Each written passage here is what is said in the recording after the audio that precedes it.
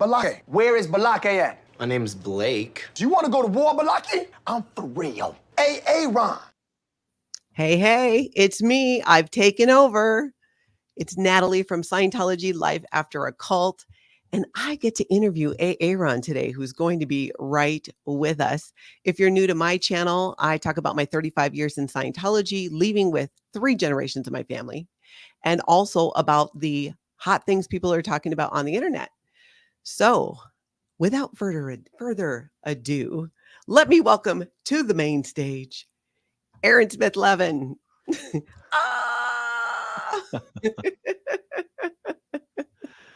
So my viewers are probably confused. We thought Natalie was, we thought Natalie had all of her own intros on this little StreamYard thing. But anyway, we scheduled it weird. So yeah, it was a whole thing. It was a whole thing. Just roll with it. Roll with it.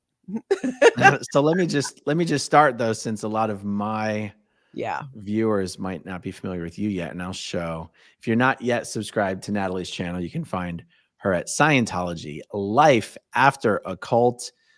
You can't miss her. And so, yeah, for tonight's chat, you're going to interview me. I don't know what your questions are. You're doing all the work tonight. I guess I'm going to be doing most of the talking, but I'm ready for anything. That is fantastic. And I appreciate the subscriptions because, Aaron, we're super close to hitting 10,000 over on my channel. Awesome. We just need less than 500 more. Awesome. Then my Tony's going to come do a live stream with me as soon as we hit that. That's one thing we've been working towards because he's been holding out. I am excited for that. So we thought it would be fun and interesting because even though I've gotten to know Aaron, many of you have been watching him a lot longer than I have. There's things that I don't even know about him that I'm curious about. Who is the man behind the microphone? Who what I would consider to be, if not the one of Scientology's #1 nemesis? And so I got some questions that we're going to fire at you and see if we can't get some of them answered and get to know you better. I'm here for it. Let's give it a shot. First one is super simple. I don't even know where you're from and how you got into Scientology. I know you got in as a kid. So I usually say I'm from Philadelphia. I was actually born in Montana, in Missoula. I never lived in Missoula, although I still have a bunch of family there.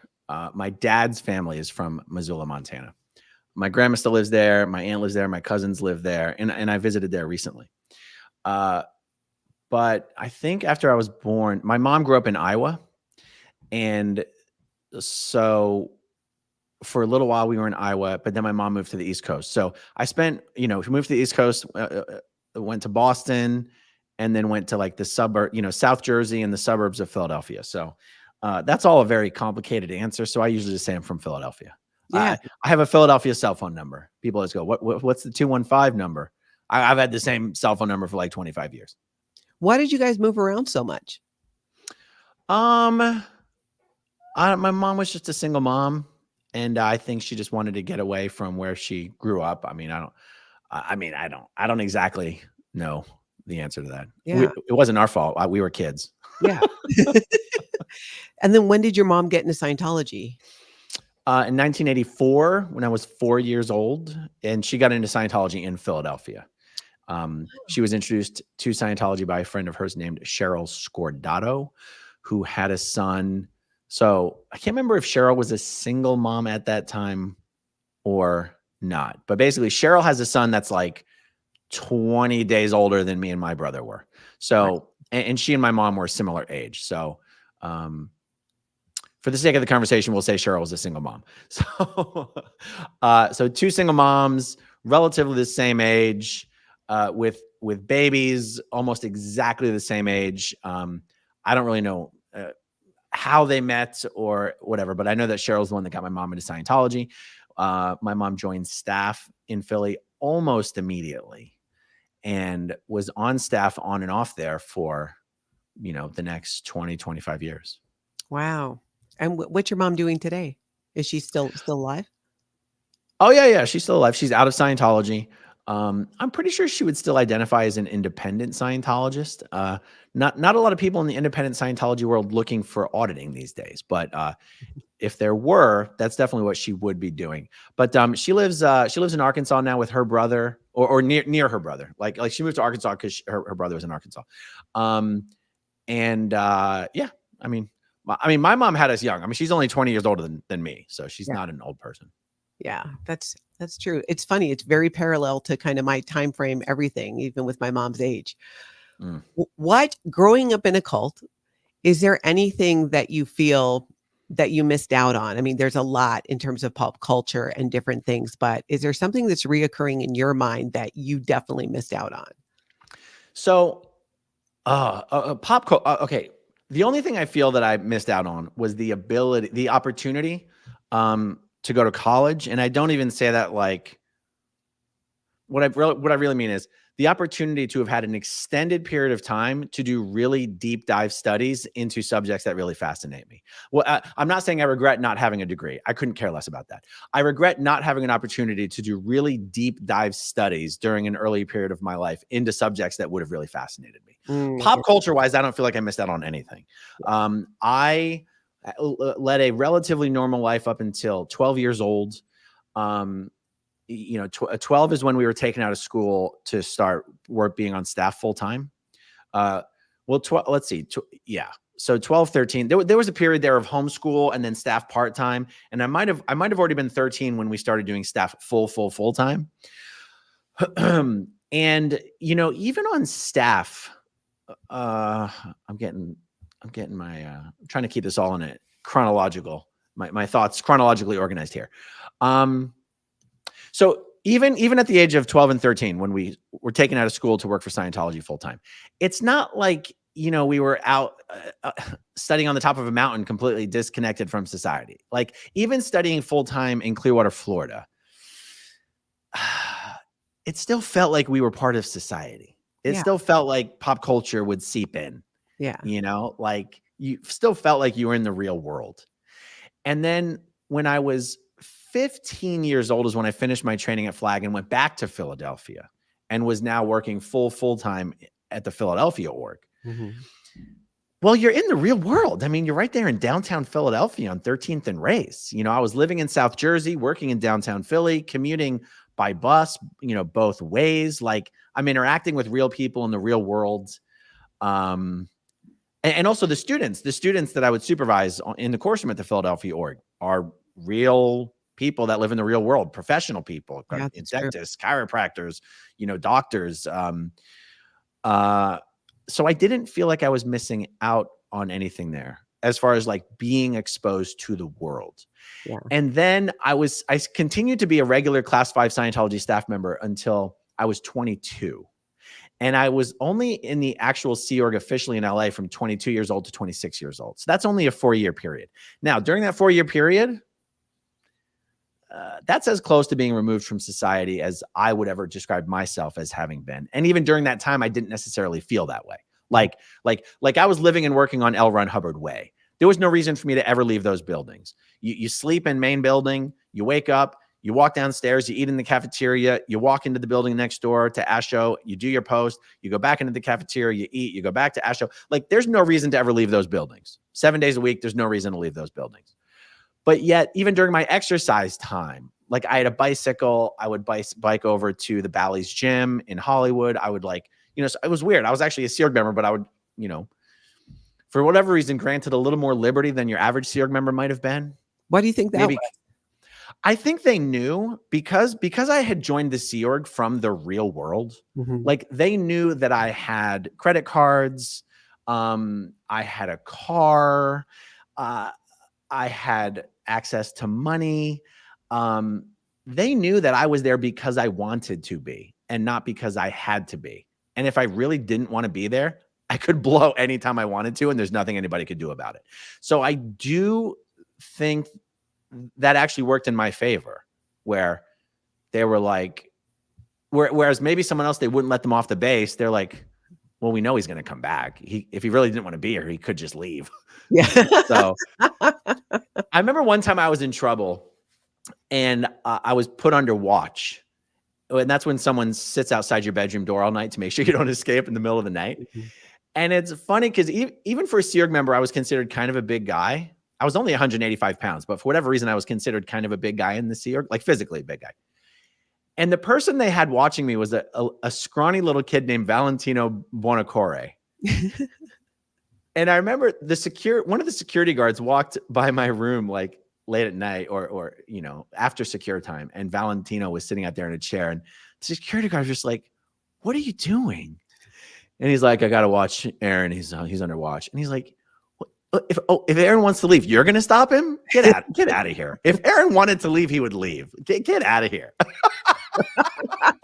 And he got rid of your security watch? Yes. So I never felt like I missed out on anything culture-wise or world-wise, except I would have loved to spend 3 or 4 years studying political science or even religious history. Something that in the real world, I'm absolutely never going to dedicate any time to studying those subjects because I have much better things to be doing with my time. But if I was in college, then I wouldn't have had better things to be doing with my time. I could have been like, this is what I'm supposed to be doing with my time. And I feel like I would have really benefited from that. History, political history, religious history. I feel like I missed out on that window of opportunity to deep dive into those subjects. That makes sense. When life was a little bit less chaotic before kids and all that. Yes, exactly. And cult. Did you ever think, even when you first left Scientology, did you ever think that you would be here today exposing Scientology, but on such a large scale? I don't know. No, I didn't. But mostly because the opportunity wasn't there. Mm-hmm. I mean, I'd have to look, I had to Google when YouTube really became a thing. But I remember even when I was declared officially in 2014, and like I already knew Mike Rinder. I was already, I was reading all the blogs. I was already secretly in touch with Mike and Marty at that time. And I'm just trying to go back to that time and think like the big exposés were all things that were being done by mainstream media programs, whether it's Anderson Cooper or whether it's 60 Minutes or whether it's a documentary or a TV show. There wasn't really a way for anyone to have what you might describe as a big platform. I mean, even the blogs in retrospect are tiny little things, very niche audiences. There just wasn't an opportunity for anyone to have a big platform. I have to imagine that if there were, if things like that did exist back then, that it probably would have dawned on me that I could do something like that, but it just wasn't even on the radar. It just wasn't on the radar. It just wasn't even a thing. Yeah. But you think that that you still would have done it then. Would you have done it right, do you think, when you left, or do you think you needed more time to kind of, just shed the whole cult thing? Or do you think you could have, like, day one, you're out of the cult, day two, you would have been on YouTube? If I had been someone who had spent years under the radar watching other people on YouTube, yeah, I think it's something I could have done on day one. Mm-hmm. Because I would have spent so much time digesting it and processing it and visualizing it and preparing for it that I feel like it's something I could have done on day one. I probably would have done it poorly on day one. But yeah, I remember even when me and Nora first had the idea to start a Growing Up in Scientology channel. This is something me and Nora back in the day were doing together as an effort. Even that, it was sort of this novel idea. Oh, we could start a channel. Mm-hmm. I think Chris Shelton had already done a bunch of videos. One of them had even gotten over 100,000 views. And, but it was more like he was doing more topical videos, like explaining subjects. I don't recall interview videos really being done at that time. And I think the very first videos I did on my channel were interviews. And I remember thinking, oh, this is going to be amazing. This is going to be super interesting and fun. But it was novel. It was still somewhat uncharted territory. Mm-hmm. Yeah. Well, you've definitely have led the way in many ways. It's crazy how much it has changed. And then you add live streaming into that whole concept too. and being able Yeah, to do that from your phone. And it just, you ever stop to think about what are they going to be doing really even 5 years, but 20 years from now, what is it going to look like I know. compared to what we do now? I can't even imagine. Aaron, what do you do in your free time? Or if you had free time, like what do you like to do when you're not working? Because you do YouTube full time, but what are some of the things that, if you had a day, what would you be doing? Either go to the beach, go to Busch Gardens and go on roller coasters, or go to the gym. Those are my three favorite things. The beach and roller coasters or the gym? I love roller coasters. I love free fall. Wow, really? Have you done anything Oh, like jumping out of an airplane? yeah, I've done 26 skydives. Wow. You really do Yeah. like that. Why do you think that is? Yes. It's just so much fun. I mean, it's, I mean, I mean, at first, the the scariness is the fun, even though it's scary. So it's hard to experience those two emotions at the same time. But um, I I prefer it when the scariness is gone and it's just pure fun. It's just pure exhilaration. Mhm. So I mean, so yeah, I'm seeing some I love Busch Gardens comments in the live chat. So Shikra is my absolute favorite roller coaster. It's one of the largest vertical drops, I think, in any North American coaster. Iron Gwazi is insane. So Iron Gwazi is amazing. And Cheetah Hunt, of course, and Montu, but Falcon's Fury. So Falcon's Fury is the one ride at Busch Gardens where it lifts you up. And okay, the most fun I have on the coasters is on the way up, where you realize like half the people there had no idea what they were signing up for, and they're really panicking. I am laughing my ass off, like just witnessing other people being like, oh no, this was a mistake. This was a mistake. And Falcon Fury is one of these ones where it's everyone sits in a chair that's facing out, and Mhm. it goes up about 300 feet. And that's usually what people think is all that's going to happen. But then before it drops, all the seats get pulled back. So you are just facing down. It's the closest thing to skydiving without actually skydiving. Oh And my God. once those seats pull back, people start freaking the F out. And for me, that is the best part. That I am the polar opposite. I was going to ask you too, what's something about you that people might be surprised to hear? And although that doesn't totally surprise me, but I did not know that you had this deep love of roller coasters and free falling. Yes. The 26th jump did not go very well, which is why I will not do a 27th. Um, so the reason I started doing the skydiving is because I wanted to get a pilot's license, and I took like, I don't know, 2 or 3 pilots school lessons or whatever, pilot lessons, flying lessons. And I was just so preoccupied with my fear of free fall. Like I'm just terrified of falling out of the sky. And if you're terrified of falling out of the sky, trying to fly around in a tiny little airplane is extremely anxiety inducing. And I was like, I don't know that I can keep doing these lessons and enjoy them if I'm so preoccupied with falling out of the sky. I'm like, all right, well, let's get over the fear of falling out of the sky. So, I went to the Zephyr Hills. There's an excellent jump zone in Zephyr Hills, Florida. And for a few months, I was going there every single weekend trying to get my certification. And so anyway, all my skydives went perfectly until the final one where I was supposed to get my final certification. And then all of a sudden I couldn't figure out how to pull the parachute anymore without tumbling. And it was terrifying. And I tried it 3 jumps that day and I tumbled every single time. And on the last jump, I came as close to death as I've ever come. Like my chute opened about 1,000 feet from the ground. And that's like a second and a half away from hitting the ground. And Oh. I was like, that was horrifying and traumatizing. I'm like, okay, we're gonna put this one on the back burner. We're gonna stick to roller coasters. So that's why I stick with roller coasters now. Do you have a bucket list? At this point, my bucket list is only traveling to different countries. Mhm. Okay. One thing that I wish I had an opportunity to do growing up was skiing and snowboarding. I am terrible at skiing, and I've never tried snowboarding. And I'm worried that I'm old enough now that I might be a little too brittle to pick up those hobbies. Like, I mean, I'm robust. I'm not a brittle person, but I'm like, yeah, but how? But you've never tested those knees. I mean, if you've never skied, you don't really know what your knees can do and what they can't do. And so, but like when I watch people skiing or snowboarding, I go, that looks like the perfect combination of exhilaration and comfort. Like it looks so comfortable to see someone.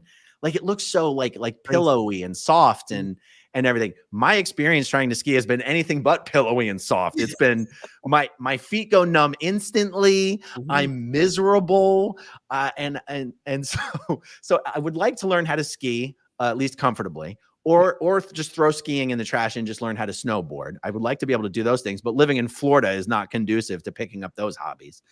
I guess I would like to get a pilot's license, but I'm worried that's just going to be throwing money down the drain because you get the license and now what? It's like, good for you. You got a license. What are you going to do? Fly every weekend? No, that's like ridiculously expensive. Yeah. But I really do want to travel the world more. I've done a lot of traveling already.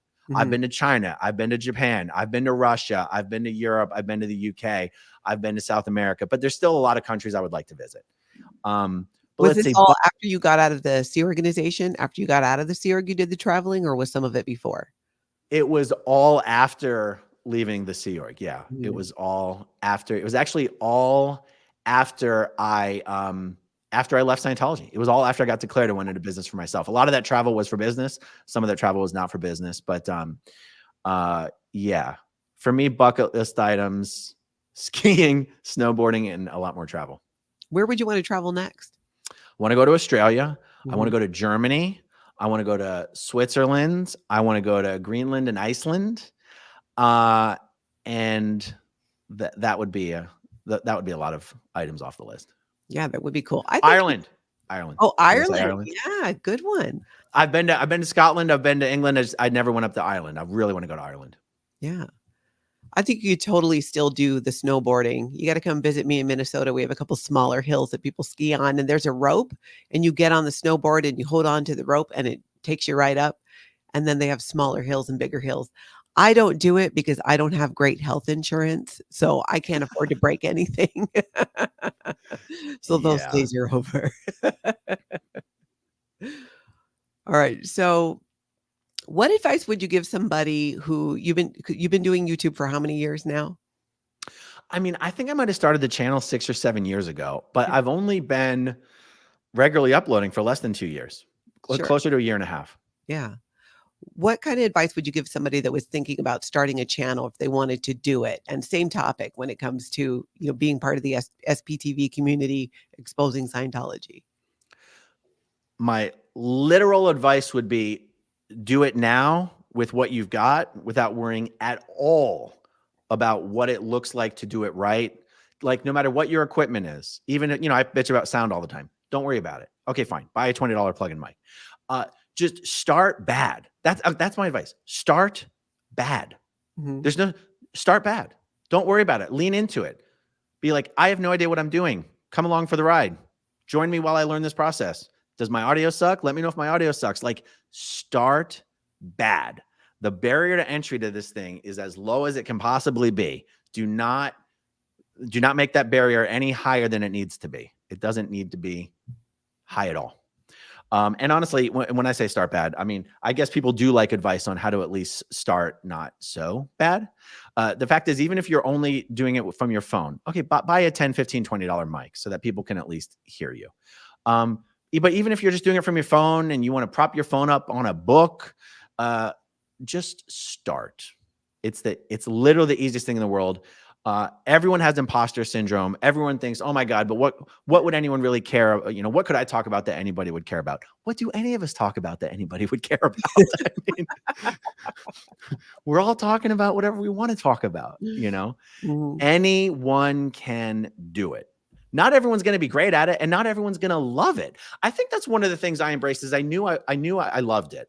Like I watched so much YouTube. I watched so many other interviewers that, I guess everything I've watched, there's a part of me that I sort of felt I would love doing that.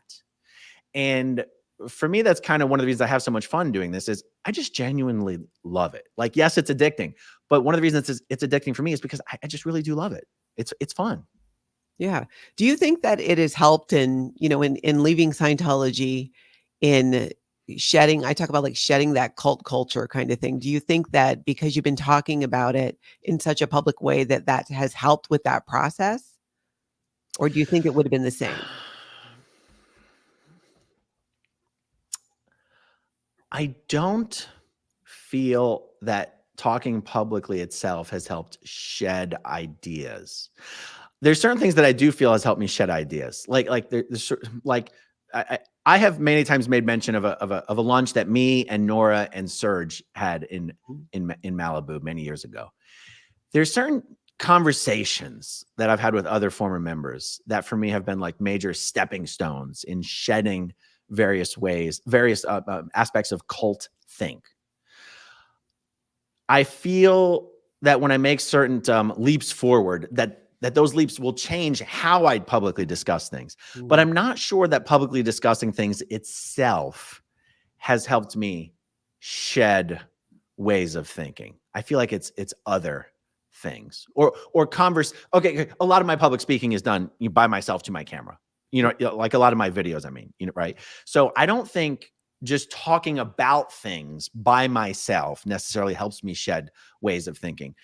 But talking with other former Scientologists does. That's the difference. Yeah, I totally get that. It's that the interaction for me, a lot of it is the interaction in the chat and the comments and seeing and hearing and in emails the way that people see things who've never been in Scientology.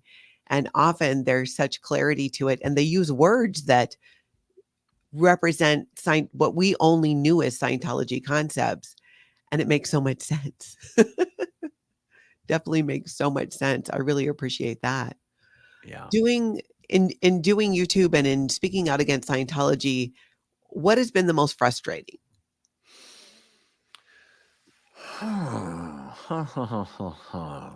Like if there was something you're like, yeah, I could do without that. I guess, okay, I'm only giving this answer because I want to give an answer instead of no answer. But I don't want to grant more importance.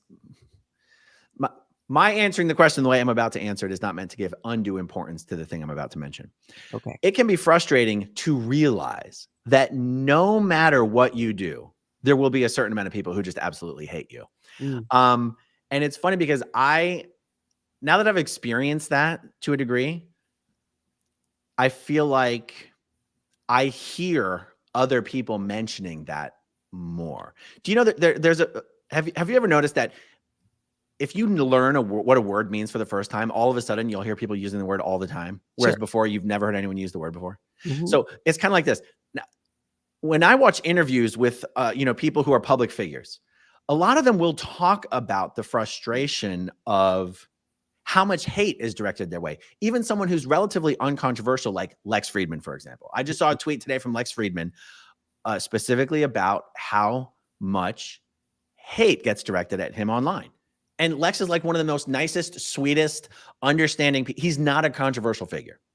And so I guess what I'm saying is because the more public you are, the more people there are going to be just on a numbers basis, not a percentage basis, but a numbers basis, who just hate you no matter what you do or say. And that's not to minimize valid criticism. Like I'm not saying, oh, haters, it's just the fact that no matter what you do, no matter if it's with the best of intentions, no matter what, there's going to be people who are dedicated to hating you. And I'm only saying that because you're asking, is there anything frustrating about it? And I want to give you an answer instead of no answer. Yeah. It's not really frustrating to me that there are people out there dedicated to hating on someone. I really could not care less. But it is something I think that people should be prepared for, because that is something that could very, very easily scare someone out of the space or make someone question whether they want to continue. It doesn't make me question it, but it's something that exists. Yeah, that's true. That's good advice. Has if you weren't doing YouTube, if you had never started the channel, what do you think that you would be doing today? I'd be doing real estate more. So for the last 5 years that I was in Scientology, I worked in the hedge fund research space. And when I got declared, I opened up my own business doing the exact same thing and did that and was very successful in that. And then I sort of semi-retired and got into real estate investing. And I actually really do love real estate. And the only reason I'm not doing more of it now is because I spend so much time doing videos. But real estate is an amazing, it's an amazing industry. It's an industry that's never going to go away. And I've had so much experience in it that I just kind of really love it. Yeah. I went to go get my broker's license a number of years ago, and that's when I found out you can't just get a broker's license. You have to be a licensed real estate agent for a couple of years before you can get a broker's license. Mhm. And I was like, all right, well, I don't want to be a realtor. I want to be a broker, but I'll get a realtor's license for a couple of years. And I signed up underneath a really good friend of mine named Sheldon Goldberg at Dream Realty. And my idea there was, well, after a couple of years, I'll open my own brokerage. And then the YouTube thing picked up, and I'm like, okay, I'm not going to open my own brokerage, but I really should open my own brokerage and just use the channel to promote the brokerage. So I mean, honestly, if I wasn't doing YouTube, I'd be doing real estate. But the fact is, YouTube is something that should allow me to be more capable of doing real estate. And I'm still too lazy. How often have you ever heard me plug the real estate business on my YouTube channel? Like, I feel like maybe 3 times in the last year. I really should be plugging it every single day or every single week. Hey, anyone wants to buy or sell anything in Tampa Bay or Pinellas County, you can contact me at aaron@dreamrealty.com. Your broker will be happy. Yeah, but honestly, but let's say if money wasn't an issue and if I'd saved up a bunch of money, I'm a very naturally lazy guy. Like I do not work just for the virtue of working.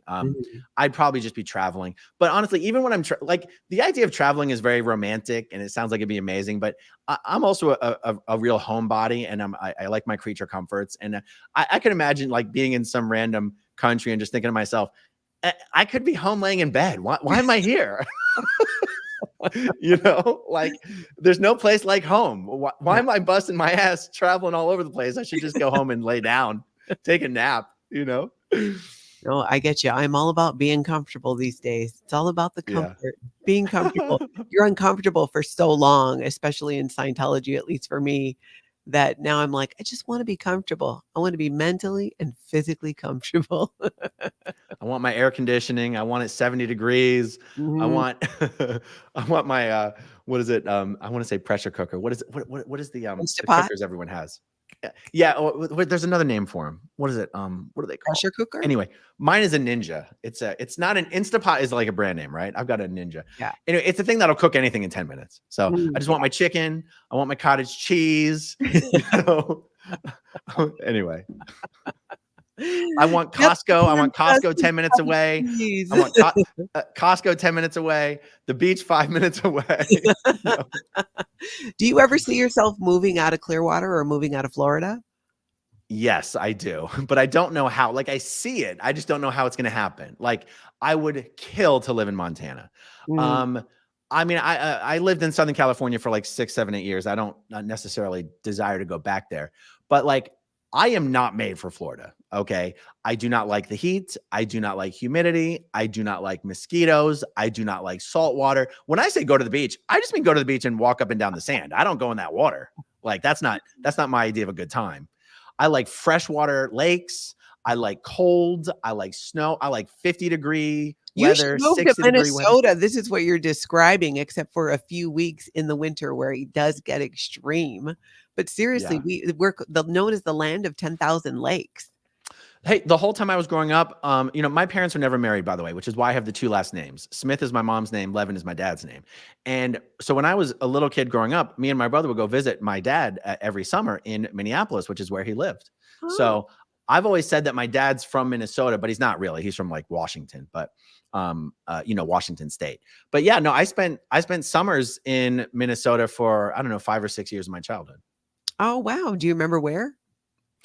I was too young to know the names of the suburbs, but I'm pretty sure it was actually Minneapolis. He worked in a restaurant downtown called Giorgio's.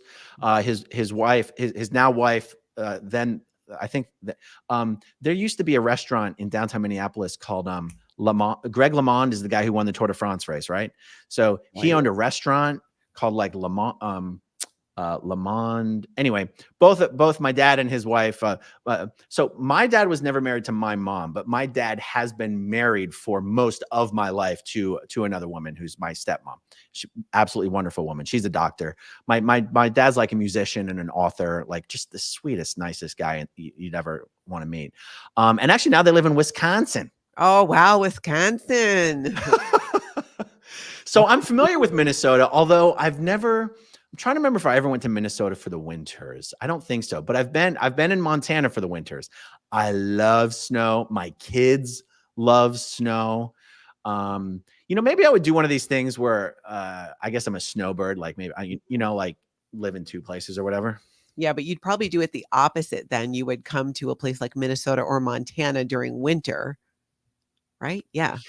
I mean, Yeah, but nobody wants to be in Florida for the summers. I mean, not even Floridians like Florida. well, then I in the guess you'd want to summers. go to Florida because you don't really have a winter in Florida, but it does get cooler. It's not as Yeah. hot. Well, I'll tell you, all this week it's in the 40s and 50s at night, 50s and 60s during the day, and that is just perfection for me. That's nice. That is nice. But I'm with you. I cannot do the heat and the humidity in Florida. It's just too warm all the time, which is odd coming from somebody who was born and raised in Hawaii. But Hawaii is different. There's trade winds and there's magic. That's not Florida. No. Sorry to anybody who lives in Florida. But if it weren't for the fact that my kids, because as a young kid, we moved around a lot. And Yeah. I remember that was kind of anxiety inducing as a kid. Mhm. Always feeling like the new kid or the outsider, or are these new kids gonna like me? And I don't want that for my kids. So if it weren't for the fact that my three daughters all have, established lives here, Mhm. I probably wouldn't live here at all. Yeah, that makes sense. 3 daughters. I didn't even know that. I thought you had 2. I didn't realize you had 3 daughters. And, Three daughters. are you okay with sharing the ages? Oh yeah, they're 17, 15, and 13. Oh my gosh, you were in it. Ooh. Yes, the little girl at the end of all my videos is my youngest. Mhm. And her name is Brisbane, actually. And when she filmed that little thing, she was probably 3 or 4 years old, and she's 13 now. Yeah. I mean, yeah, they're not little girls anymore. No. I mean, even 13. I mean, I don't know, she may be 5, 6 or whatever. Yeah, wow. How do you handle the dating, being a dad of 3 girls? Tell me a little bit about I have 2 girls and a boy who are now all adults. But 3 daughters, like what's that been like for you to be the dad of 3 girls Well, the younger two have not had any dating. that you know of? And generally in my mind, I just go, that's mom's job to deal with that nonsense. I don't want to have anything to do with any of that. One of the things that has made things just a little fun is that all of my oldest daughter's friends are like big fans of the channel. Oh, wow. And they just think it's so cool that that her dad's on YouTube, and they come over and they want to touch the play button. They want to see the studio. So they'll be like, hey Beckett's dad, how the subscribers doing? That is fun. So the girls are pretty cool with it all. They don't find it mortifyingly embarrassing. I know when my kids were at certain teen years, anything I did in public, they could be in the grocery store or going through in the bank. They thought that I talked to people too much. Why do you have to talk to everybody? No, they love the whole YouTube stuff. They love it. And also because their friends' parents tend to be fans of the channel as well. Ah. And the only opportunity I had to really successfully embarrass them was when I would drop them off at school in the morning. And, at the car line, and I'd roll the windows down, and I would like blast like ice, vanilla ice. And what's funny is all the kids who get assigned to like do little jobs in the car line, they would see, I would drop them off in the truck. They'd see the truck coming. They're like, here he comes. And because then when they were getting out, I'd roll all the windows down and be like, I love you, sweetie. Have a great, I love you. Have a wonderful day at school, sweetheart. I love you so much. And all the other kids would just be laughing and laughing and laughing. That actually really upset the kids, but I got such a kick out of it, but then it like really upset them. And then I felt bad and I'm like, oh, am I like quite like seriously traumatizing them? And I was like, okay, I won't do that anymore. Sometimes you have to, though. I think it's just a natural part of parenting and can be used as a parenting tool. I had a daughter once who wore this totally inappropriate top to school. And so I'm like, if you're going to wear it, then I'm going to wear it. I'm going to pick you up while I'm wearing it. And I did. I was that's mortified, but I amazing. couldn't show that I was mortified. I had no business wearing this top. Stop dressing like a hoe. That is amazing. Follow me. Yeah, I feel like it's easier to have 3 girls than it would be to have like 2 girls and a boy, you Mm. know? You think it would be easier to have the 3 girls? I feel like having 3 girls has to be easier than having like 2 girls and a boy, right? I don't know. I mean, I don't know because I didn't have 2 girls and a boy, but Yeah, because I feel like my son was actually so easy compared to the girls. I just, in my opinion, having, 1 boy, 2 girls. really? Yes, my son, my oldest, Shelby, who's been on my channel, she was fairly easy for the most part. The middle one was much more of a challenge, but there's more, I don't know, maybe it was just personality too. My girls are much more outgoing than my son. My son's much more way more quiet, way more laid back. So in ways that made it a bit easier. He wasn't one of these kids who was running around wanting to jump off the roof. He wasn't that kind of kid. He was, did his thing in school and was pretty good. So maybe I just got lucky that way, because that terrified me about having a boy, is the amount of danger that they could be in. Because I feel a big thing with parenting is your number one job is trying to keep them alive. And sometimes they do things that can make that very difficult. And I was Yeah. happy to have a son that wasn't into that. It was my girl. I'd have to go look for my middle child up in trees in the neighborhood. Yes. The littlest one has gotten stuck up in a tree before, and it was so funny. But it was mostly funny how her sisters thought it was the funniest thing in the world, and she thought she was in mortal, at risk of dying. And it's funny. The youngest one is the one we have, I want to say, most trouble with. Like, she's the one you always knew she was going to be the trouble. She was going to be the trouble child. Like, and it's funny as far as like the kids grow, because they're all based almost exactly 2 years apart. Mhm. And for the most part, I would say we didn't even go through like the terrible twos or something. Like, the kids have been just pure angels their whole lives. And then I'll have to remind myself, I'll be like, oh shit, there was that thing that happened. I totally forgot about that. Oh my God. And then I'll be like, oh, and that happened. Oh my God.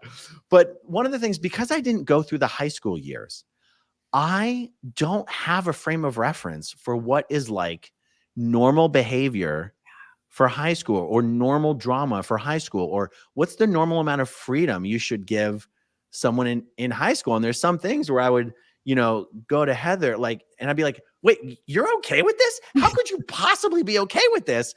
And she's like, well, because when I was in high school, that's what I did, and it was okay. And I'm like, okay, well, I'm going to defer to you because you went to high school and I didn't. So Yeah.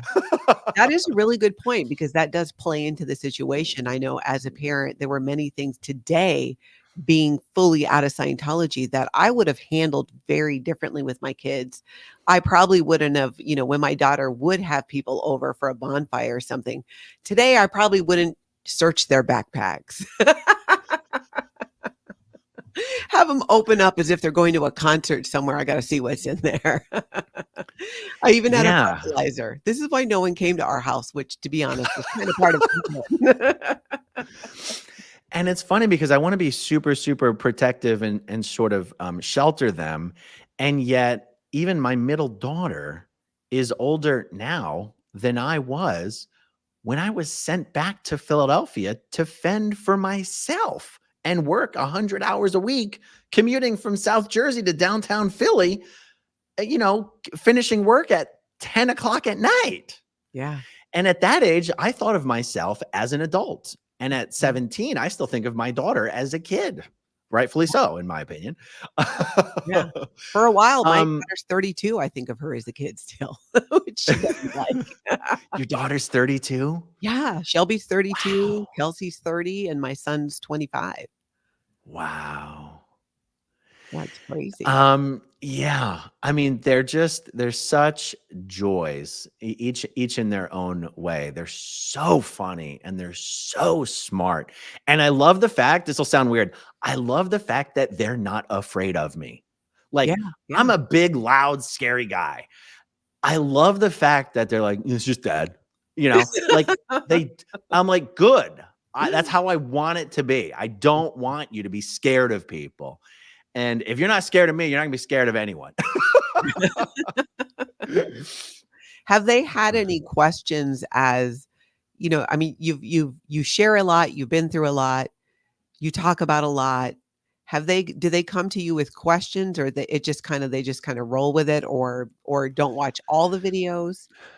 I I don't think the little one watches any of my videos. I mean, I've started doing so many videos. Yeah. I know none of them watch more than a small portion of my videos. Um, Basically, they don't come to me with questions. Is the short answer? They've been like, oh my, they've never come to me with questions about a video that I've done. Mhm. But kids these days are so freaking smart and have a world of information at their fingertips Yeah. that I think if they did have questions, they wouldn't necessarily have to come to me to get the answers. And also they can always go to, their mom to get the answers. Mhm. I always, I mean, the simple answer is no, they've never been like, hey dad, we've got a lot of questions. They haven't even asked us a ton of questions about Scientology. We've had a lot of conversations about Scientology, of course, and we've answered any questions that they've always had. But it's just, yeah, I guess these days, like, even if they did have a bunch of questions, they don't necessarily need to come to me or to their mom for the answers. But they know that they can. Like, we have very open, like they've never asked a question that have been like, oh, that's when you're older or something. Like, we've always been very, very open with them about anything they wanted to know. Yeah. That's great. And that's probably why they're not afraid of you. I mean, to have that level of open dialogue. As they learn about what it was like for you to grow up and you going at such a young age to go do training. I know that my kids, they knew some of what life was like for me growing up. But since doing YouTube, they've learned a lot more about that. And we've had a lot more conversations about it. Are they ever shocked by any of that, being that they didn't grow up in the same way because you were out of Scientology for the last 8 years? Yeah. I mean, for them, there's a lot of things where they're just like, wow. And they definitely do enjoy teasing me about never having gone to high school. And they've definitely all long since passed the point where I could help them with their math homework. Yeah. They do that new math these days. I swear elementary school, it was just really hard. It's crazy. Mhm. So they've pretty much gone to regular schools. Oh yeah.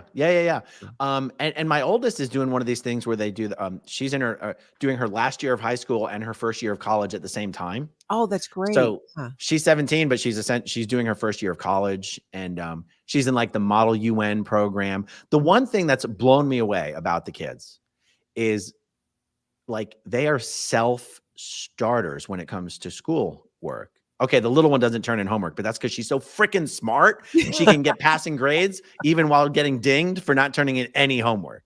Like, she aces her tests, but turns in none of her homework. And it's infuriating because I'm about the work ethic. I'm like, you do it for the principal, And whereas Heather is more like, it doesn't really matter. I'm like, it matters. Mhm. Yeah. They're so freaking smart. They don't even need help with their homework. Now, when me and my brother were little, like, we struggled with our homework, but it was weird. We were in like one of these advanced classes, but we would never do our homework. Like we needed someone over us being like, do it. And we didn't have someone over us saying, do it. Cause mom was always working or at the org. Mhm. And so we would always get C's and D's, even though we were in like the special, not special, like the advanced special.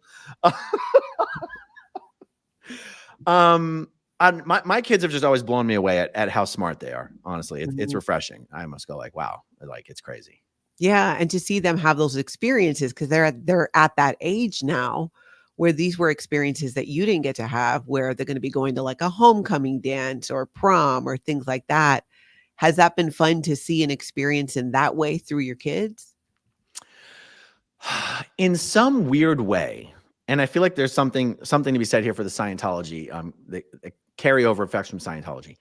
In some weird way, I have felt somewhat disassociated from things that to them might be milestones in their life. Mm-hmm. Like, for example, prom or homecoming. For me, those things don't have any meaning or significance. Yeah. Like I don't even know, like it's not even on my radar as an important thing. Yeah. But if you watch the TV shows and the movies, it's kind of a big deal. Mm-hmm. But for me, it's not. So I'm not really able to share in the experience with them. Like, because I feel like if I had that experience as a teenager, I'm like, oh, this was a big deal for me. I can't wait for my kids to experience this. I want to experience it again through them. For me, it's just nothing. There's just no emotional connection to these events in their life. And I can almost academically go, oh, this might be kind of a big deal, but I'm not really capable of sharing the joy because it's just not, I don't know. For me, it's nothing. Yeah. You have no point of reference for it. I'm almost sad. I almost get sad that I question whether I've truly been able to share in their joy experiencing certain things growing up.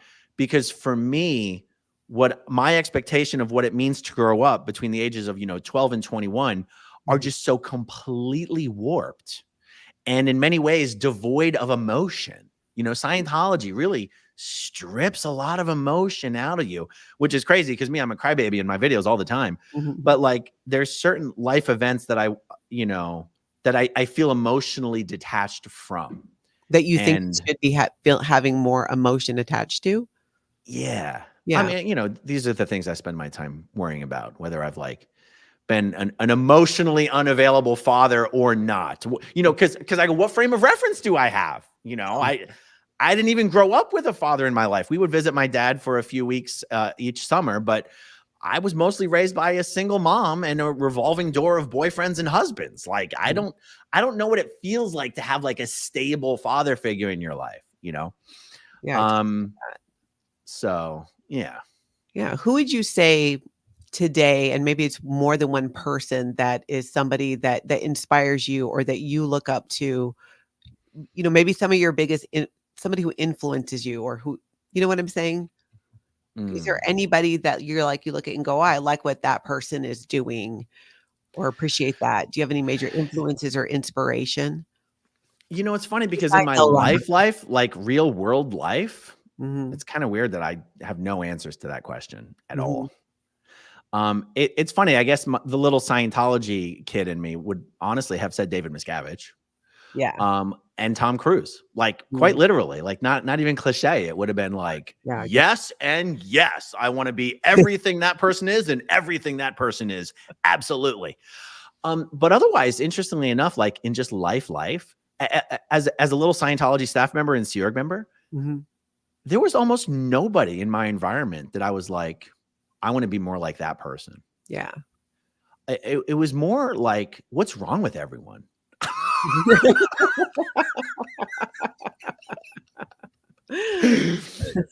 And I don't know if that sounds good or bad, but like on the one hand, I was able to look around and I feel like be able to recognize that, wow, most people just are.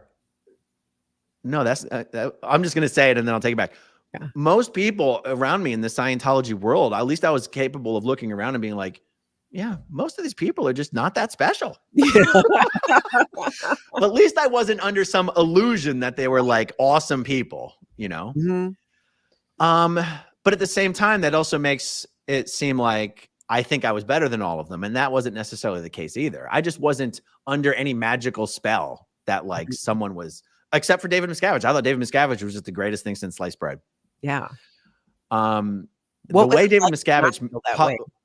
what's that? What was it like to when that switched? You know, he was a hero before, somebody you looked up to, him and Tom Cruise, and then when that fell to the ground, because at some point you changed your mind about them. You would think it would have been some huge like tectonic shift for me, but it just wasn't. Mhm. So that's why I mention them, because I just don't know who else I would mention. Yeah, yeah. But it was almost like I was very impressed by what I could see of them, but it's not like I had a lot invested into whether it was true or not. Yeah, I Like totally finding out it wasn't true I wasn't like, oh, I'm heartbroken. I was like, Yeah. okay, fine. Like sometimes it's like, I guess if what you're aspiring to be is just an idea of who you think someone is, that's fine. You can always still have that idea, whether it ends up being true or not. But I'll tell you, like, it might seem like just kind of a superficial answer, but in a YouTube sense, so we're shifting away from Scientology. We're shifting away from just the real world and we're shifting over to YouTube. One of the reasons for me, it was such a big deal to be on Lex Friedman's podcast is because he is someone who I would have, said, I look at his body of work and what he does and how he does it and go, that's it. Mhm. That's the way. Yeah. That's something to aspire towards, Mhm. And I feel like I'm going to start shifting my answers to a little bit here, but like I'm going to mention Jon Stewart, like Mhm. Jon Stewart, the host of The Daily Show. I was I looked at what that guy did and how he did it, and I go, that's it. He is smart. He is funny. He is entertaining. He is the perfect combination of not taking himself seriously, but having a really important message and doing it in a way that people want to engage with. Like there was just something about it. They go, that is it. Mhm. And I think to some degree, that does very, very much influence how I try to do what I do. Because I experienced how much I resonated with it on the other end. Like Jon Stewart was a force to be reckoned with.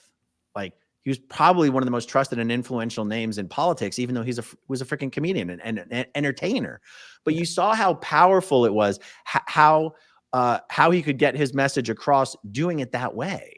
Mhm. And so now Jon Stewart's not exactly Lex Friedman, but they're two completely different styles and two completely different approaches. But I look at each one of them separately and I go, that's it. They're both crushing it in their own way. And so you want to talk about like influences or whatever. I feel like those inspirations, I feel like those two names are the names that pop out to me the most. Yeah. How do you see with let's say that Scientology completely shuts down, let's say in 2 years, there's no more Scientology.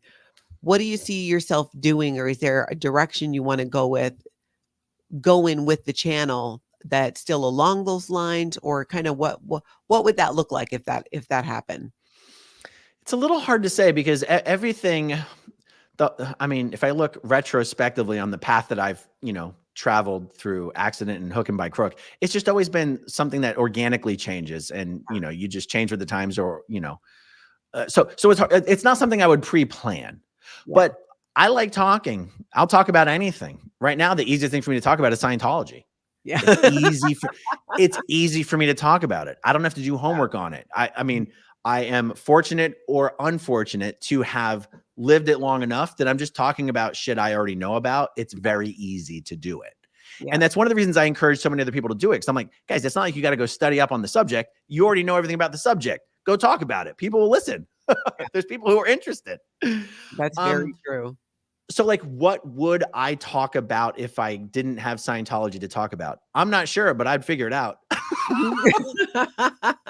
I mean, you can see there's an almost an endless interest in the world for the subject of cults and high control groups and everything, because Scientology's, it's unique to us because we lived it, but it's not that unique. Yeah, it's just And one of. when I look at other channels like Shalise Ansola's Cults to Consciousness channel, like she's a former Mormon, but she doesn't just do interviews with former Mormons. Mhm. I have hesitated to try to branch out to do interviews with members of other groups because I go, ugh, I don't want to talk above my pay grade. I don't want to. It's so easy for me to talk about Scientology. Do I really want to try to talk about the Jehovah's Witnesses? Um, but but those opportunities are certainly there. There's certainly a heck of a lot to talk about, you know. Yeah. And so, yeah, it's hard to say exactly what direction it would go, but it seems like there's, I don't know, probably 10 different directions I could go if I needed to or wanted to. Yeah, I think so too. And I think you're totally right about cults. And that is something I think I would have a similar answer that if there was no Scientology, there are still other cults and high control groups.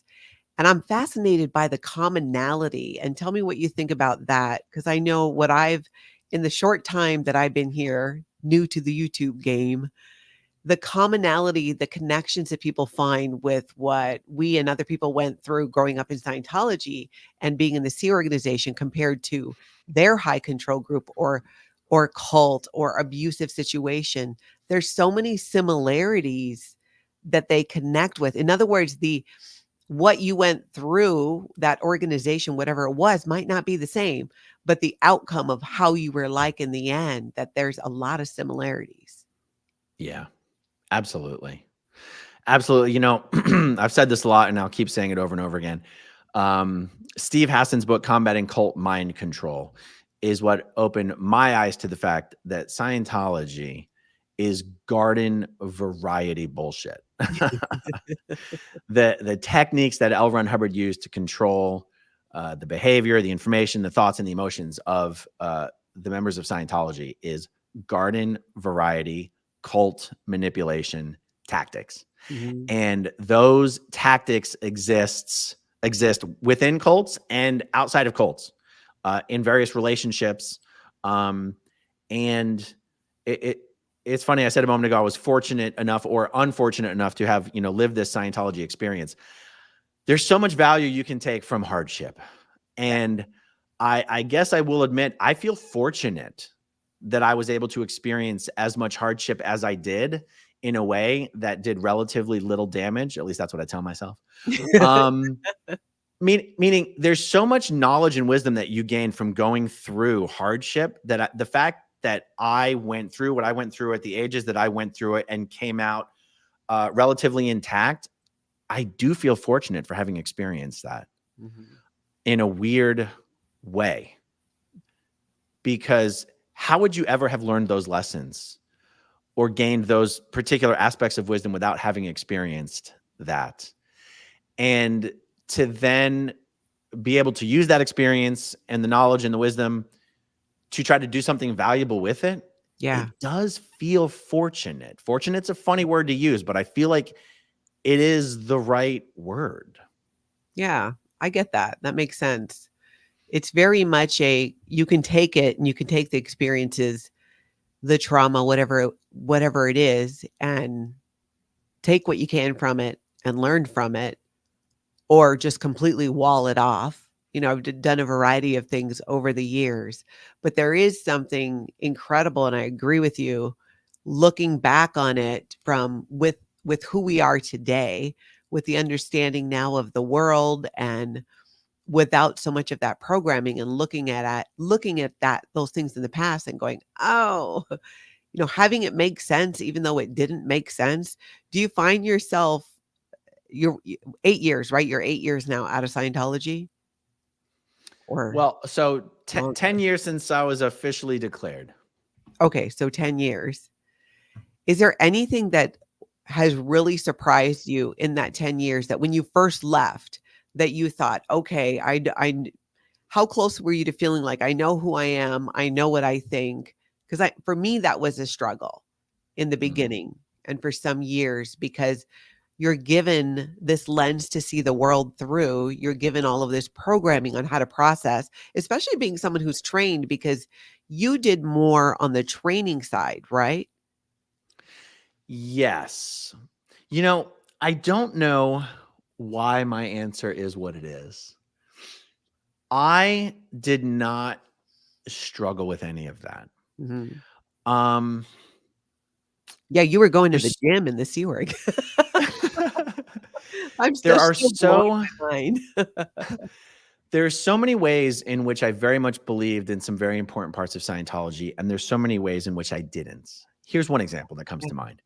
For me, the auditor training process itself proves to you that the e-meter does not work. Okay. Mhm. There are certain drills that you do when learning how to use the e-meter and how to be an auditor that, for me, what I took away from those drills was this e-meter does not work the way L. Ron Hubbard says it works. Now, I've said in some videos that there's something more to how the e-meter registers than just hand sweat and that's just a statement. That just is what it is. I mean, I think anyone who spent thousands of hours using the e-meter knows it does not read on hand sweat. That yes, hand sweat affects e-meter readings. The e-meter does not read on hand sweat. But the e-meter drills, e-meter drill 22 and 25, hidden date this life, and whole trek, date locate, proves to anyone paying attention that the e-meter does not work the way L. Ron Hubbard says that it works, and it will read on anything. Anything you want it to read on, it will read on. Anything you don't want it to read on, it won't read on. To me, that was evidence. That was obvious. That was obvious the e-meter does not work. And yet that didn't make me question the workability of auditing for some reason. Like, how do these two things match up? I don't know.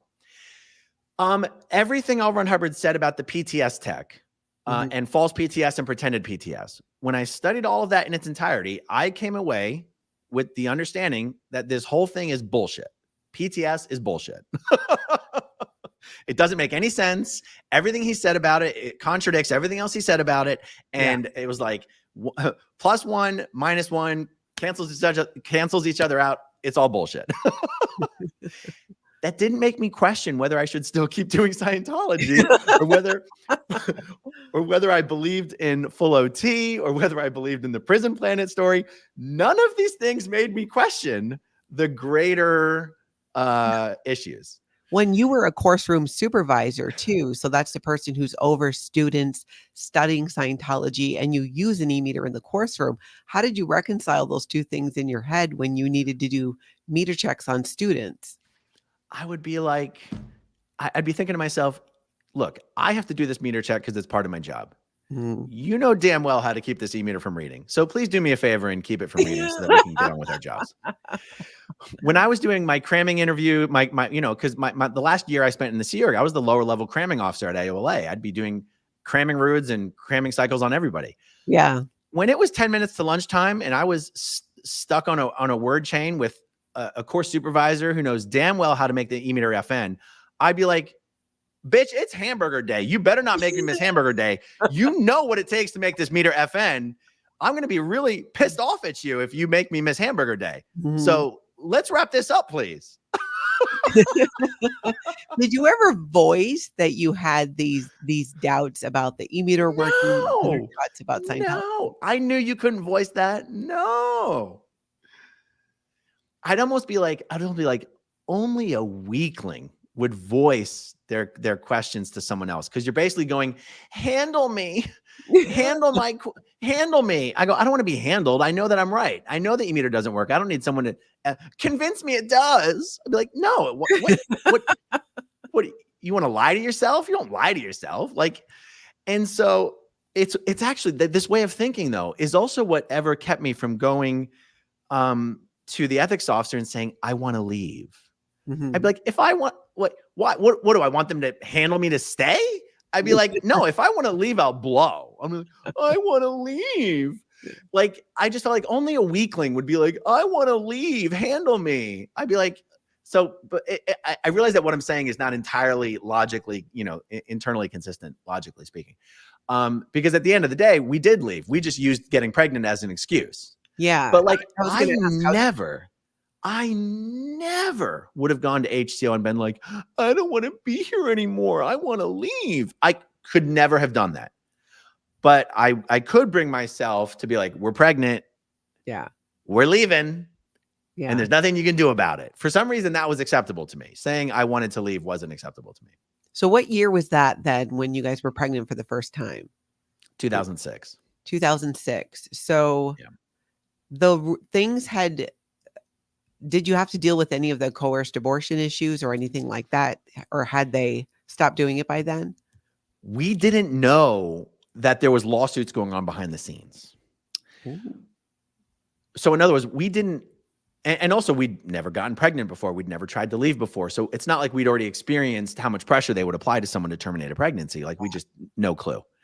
But our experience was incredibly okay. So we go to our respective ethics officers. She was working at ASHO at this time. I was at AOLA. And we basically both said, we're pregnant, not getting an abortion. We're routing out. Mm-hmm. No one tried to change our minds.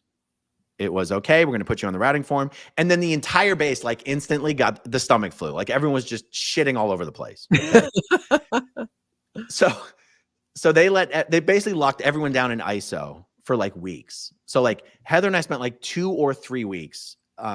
We had our own room and our own private bathroom. Cause she had been in CMO when we got married.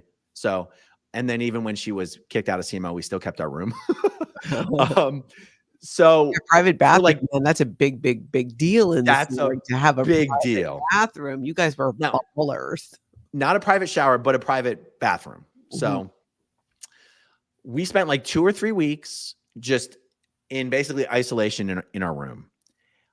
Our leaving the Sea Org sec check and KR handling, I am not exaggerating, 48 hours from start to finish. Wow. They were like, get these motherfuckers out of here. Yeah. Why do you think that was? I mean, I guess I'd like to say Heather was such a well-known person on the base that they didn't want that smoke. They didn't want, and I was a well-known person on the base, even though I didn't have a senior position. Like everybody knew who I was. And they probably knew I could cause a lot of trouble if I wanted to. And they also knew I could blow anytime I wanted to. So they're like, why make this harder on any of us? Let's just get this done, get them out of here. Mm-hmm. But you could make that same argument for other people who were just harassed, and they tried to keep them. Like when Jenna Miscavige was leaving the Sea Org, I mean, man, they fought like tooth and nail to break up that marriage and hold on to them forever. So I don't know what the real answer is. I think part of the answer is there was these lawsuits going on in the background, and they're like, when people are pregnant, get them the hell out of here. Mm-hmm. Yeah. Yeah. Now, the only person, so they didn't have any of Heather's seniors try to convince her to get an abortion. They had one of her friends do it. And ironically, it was Alex Jensch, Karen De La Carrier's son, who's passed away now. He was the only person who they sent to try and convince her to do the right thing. But it's not like he applied a lot of pressure. He was just trying to appeal as a friend, you should do the right thing. And,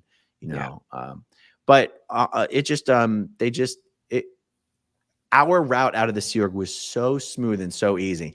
And it was funny. The Sea Org member who was assigned to do my sec check, her name is Amy Belcastro. And I could just tell she's thinking, just FN these questions so we can get this over with. And she could tell that I'm thinking, just call this FN so we can get it over with. I'm going to FN. I'm going to FN. You're going to call the FN. We know what's happening here. Let's just get this over and done with, okay? 3 months after I left the Sea Org, she was out of the Sea Org as well. Probably because she saw how easy it was for you. Maybe. Nobody wants to be there. In my opinion, if any of them knew they could leave and it would be easy and they'd be able to make a living on the outside, they'd be like, yeah, of course we don't want to be here. That is part of why I think they would, at times my experience was the polar opposite. I was hounded. I was stupid enough to tell them I was pregnant before I wouldn't be able to terminate the pregnancy. That's what I should have done. But to be Right. honest, I didn't even know what that was. I wasn't familiar. I didn't expect it to go the way that it went. And even the leaving the Sea Organization, I mean, I had 2 people fly out when I left Scientology to try to handle me. And it's I think then too, you like to, or at least I like to hope and think that maybe in Scientology and the Sea Organization that they learned a few things from the disasters of the past. And sometimes it seems like, okay, maybe they did, but then something changes again. And you're like, oh, they didn't learn a thing. It's like they just move on to different types of stupidity. They get off of Yes. one thing that they're stuck on and they move on and find a new way to to mess with people, especially if you wanna Exactly. leave. Exactly. So, like, for example, officially speaking, they've canceled the RPF. There's no more RPF programs. There's no one on post as an RPFIC in any of the continents. But then I'll hear stories of them implementing something where they just call it the Qual program. And they'll take all the people who are considered in trouble and they'll put them on a special study and mess work program in the evening hours. And they'll make them dress up in RPF colors and run around. So they're like, they've officially canceled the RPF, but they'll still implement RPF like punishment programs, or like, my experience is one of many pieces of evidence that they've stopped very heavily coercing people to terminate pregnancies. Mhm. And yet we'll hear stories of Sea Org members who are working off in these far-flung orgs, like Columbus, for example. And, there's so many Sea Org members working in some of these orgs that they almost become like little tiny Sea Org orgs. And I'll hear a story of how, a couple is, they're going to leave. They don't want to terminate the pregnancy, but then they're separated. And then they're lied to. The woman is told, your husband says he's changed his mind and Yeah. he's going to divorce you if you don't terminate the pregnancy. Meanwhile, the husband never said any such thing. And then the wife is taken to the clinic to terminate the pregnancy without the husband even knowing that that's what's happening. But she's only doing it because she was told he wanted her to. Mhm. Yeah. And he doesn't know that she's going to do it. And like, so it's not like they've stopped their evil ways. Yeah. They've just tried to made some changes to cover their butts a little bit, but they can't really get away from who they are. They can't really get away from the DNA of L. Ron Hubbard's policies. Yeah. As long as they continue to follow that to the letter, which is the way it's done. That's what we were always indoctrinated to do, is you do what L. Ron Hubbard says to the letter. There is no changing it because it always goes back to that. And the things that come down where because there's such a contradiction, because there'll be policy that L. Ron Hubbard wrote and then David Miscavige will do something different. But that seems to be about the only time that that's allowed. Yeah. And then people go along with it. Yeah. I mean, if the organization was capable of changing, it would have changed a long time ago. Now the organization has changed in many ways, but for the worse. Yes. Incredibly. It always changes for the worse. Yeah. And it's like you have the same leadership today, David Miscavige, as you've had since 1986 or 7 or 8 or whatever. And sure, all the leadership under David Miscavige has had like basically a 100% turnover rate, but it's still the same guy running the show. And if he was going to change this organization for the better, it would have happened a long time ago. There's no reason to expect David Miscavige is going to change at this point. Yeah, no, I agree with that completely. Do you ever get the question, what do you think will happen if anything happened to David Miscavige? What would happen with Scientology? Do you have thoughts on that? Any one of a dozen people could step into his shoes. Up until recently, my question has always been, my answer has always been, it would be impossible for whoever takes over for him to not implement some kinder, gentler version of Scientology, because it's impossible not to be kinder or gentler than David Miscavige is. But there's another argument to be made that the only people who are left in the executive ranks are people who have been willing to put up with the version of David Miscavige that exists. And so why would anyone stepping into his shoes be a kinder or gentler version or bring about a kinder, gentler version of Scientology? I don't know. I'm a little divided on it. Yeah. Like, David Miscavige has shown that you can change whatever you want to change about Scientology. If you're the guy in charge, you can change whatever you want to change. Yeah. Miscavige has so drastically changed so many aspects of Scientology that directly contradict what L. Ron Hubbard had said, that like whoever's in charge can do whatever the hell they want to do, as long as they convince the people that it's what L. Ron Hubbard really wanted. Mm-hmm. And so I guess where am I going with this? I think it is possible for Scientology to change because Miscavige has shown you can change whatever you want. Yes. It's just that he actually manages to keep changing it for the worse. Yes. So the argument is, could anybody change it for the better? Theoretically, yes. Mhm. Now, someone could say, yes, but the evilness is baked into the policies. And that's 100% true. Mhm. But Miscavige has already shown that you can pretty much do whatever the hell you want as long as you just say you found a secret memo from L. Ron Hubbard that said it's what he really wanted all along. So, like, I guess what I'm saying is it possible that somebody could replace David Miscavige and bring about some kinder, gentler, less abusive version of Scientology? Sure, it's possible. Yeah. Is it likely? Mhm. I don't think it's very likely. And also, in order for Scientology to start growing, you would just have to change so many things about it. And also, it's for me, it's not a desirable goal. Like, I don't want Scientology to like reverse its dwindling spiral and start growing. Mhm. And anyway, I guess what I'm saying is, no matter who takes over for David Miscavige, I do still feel like there is a possibility for that person to change the group so that it's at least less abusive to its own members. But on the other hand, I don't give a shit. Yeah.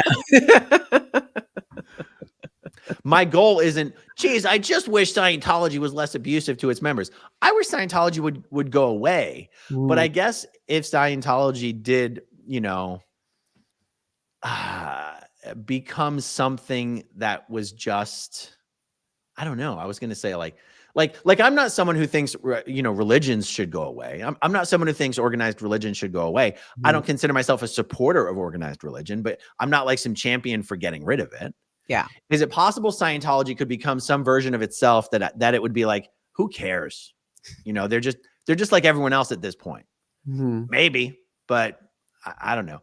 I just want their tax exemption taken away. And after that, they can fend for themselves. Whatever happens, happens.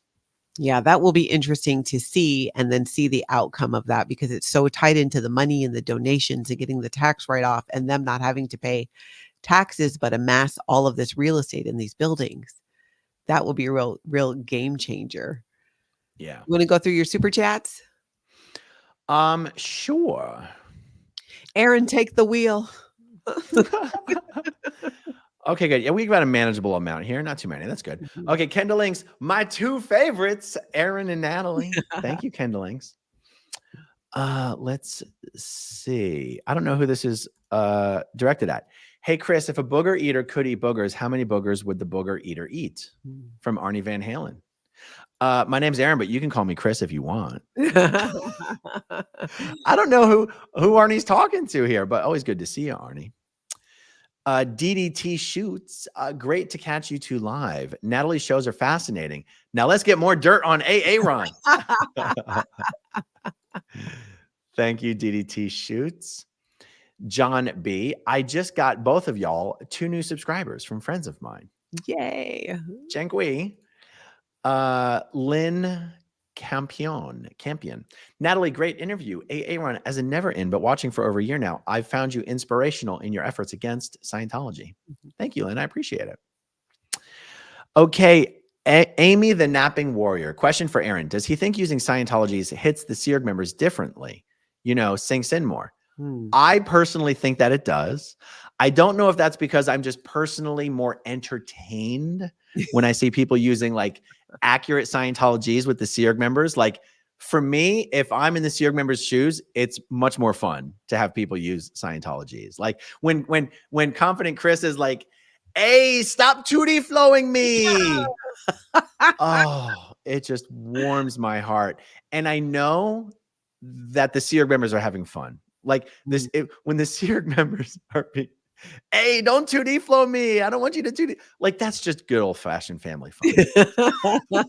I think it does make an impact because I feel like it breaks through that automatic whoosh, that wall that comes up. There are certain phrases and things you use in Scientology that it's like being Gen X. There are certain songs, as soon as we hear it, we're like, and I'm sure every generation. And I think it's that way with SEERG members too. They don't expect it. So it throws them. And maybe, just maybe that wall falls down enough that they hear it and see it. And I would have found that funny, even even on my best day in the Sea Org, if somebody who was Yes. protesting said that. If I was inside and Chris without a Hellcat was outside being like, attention Sea Org members, you are 20 minutes late for dinner. You have to eat eventually because you have to be studentable. Mhm. And when you go in session, you're going to need to matab. Please come out. If I was inside, I'd be like, what in the world is going on here? It would be so funny to me. And wouldn't you then want to go home, especially if you're a public Scientologist and not a Sea Org member? You'd be so curious at this point. Who are they and how do they know our language? That you'd want to Yes. go look and find out. Yes. I think that's part of what it is for me is that I go, I want the Sea Org members to have fun while they're being protested and trolled. Yeah. I want it to be fun. I want it to be fun for them. And I think if I was in their shoes and people were talking Scientology to me in a way that was funny, I would be having a good time. Like those Sea Org members don't have they only have so many responsibilities, right? So if those Sea Org members have to be sitting there at the reception desk and the test center shut down, they might as well be having fun. Yeah. And I don't know, it's fun if people are speaking real Scientology to you. Yeah. And I think a lot of the Squirrel Squad and the protesters are really learning it and using it correctly, those Scientology terms. And it is hilarious to see that. Yes. It'll be neat to talk to people as they come out of Scientology. Like, remember when those protests were happening? Did you hear this or that? What did you think about it? That's right. Sean Austin, need to go out to Cedar Point for your coaster fix. Is that a Minnesota thing? No, I don't think Cedar Point. Is that Cedar Point? Where's Cedar Point? Iowa? Let me Google it. Cedar Point.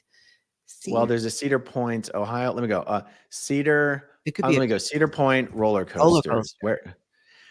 Oh, let's see. Where is this? Wow, there's a lot of roller coasters that show up. Oh my goodness, there's like 20 roller coasters there. Ohio, people are saying Michigan, Ohio. Oh, wow. Look at that. Wow. Maybe I do have to make a trip to Ohio. That's incredible. They really have a big one, huh? Oh, look, Chris 10M. If you love coasters at A-Run, come to Sandusky, Ohio, Cedar Point. I know. Might be worth the trip. Ooh, recommendations. Brave Kestrel, A-Run, you're making me cry over here with your encouragement. I needed it. Thank you. Love you both. My pleasure. Kim White says, Aaron, you introduced me to Lex Friedman, and I think he's a great interviewer. The political extremes, both sides get mad about the guests. Yeah, exactly. By the way, Lex Friedman recently posted a 6-hour interview with a guy named Matt Cox. He was just trying to show us up, obviously, because we did a 4-hour interview. That's right. We did a 4-hour interview. When I saw that he posted a 6-hour interview, I was like, that's a weird glitch. Yeah. And I was so I'm mentioning that because Matt Cox is a guy who lives about an hour from me. And I'd been invited on his show a couple times, and I'd well, it had never happened. So when I said the other day I did some local traveling to go do a podcast, I went out and recorded a podcast with Matt Cox, and that should be coming out this Sunday. So people can keep an eye out for that. And if you want to hear Matt Cox's story, listen to his 6-hour interview that he did with Lex Friedman a couple weeks ago. Surrounded by Scientology. Okay, this is Clearwater George here. We met through our beautiful kids. Here we are now. That's right. So George's daughter and my oldest daughter go to school together. So that's how me and George met. Lauren Taylor says, I think an air fryer is what you're looking for there. And there's not a person alive who would say you are without emotions. Please pass the Kleenex. I know. It's on certain subjects, though. Certain subjects. Susie CJ, love you, Aaron. You are so funny and witty. Thank you, Susie. I appreciate it.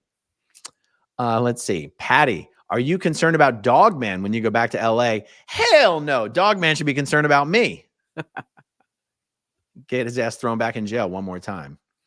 Thank you, Patty. Yeah, no. Dogman's he's got a lot to worry about, if you ask me.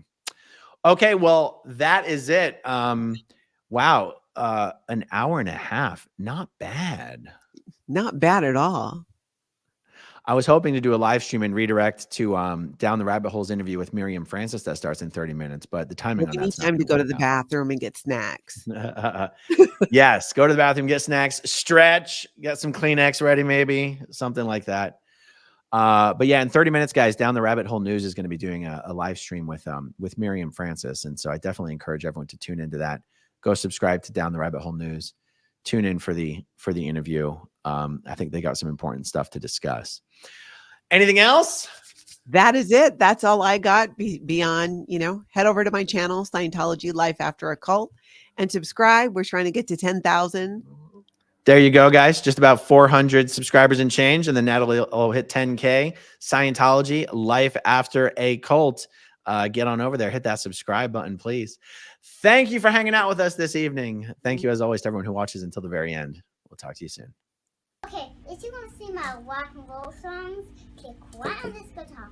And if you want to see a different one of my videos,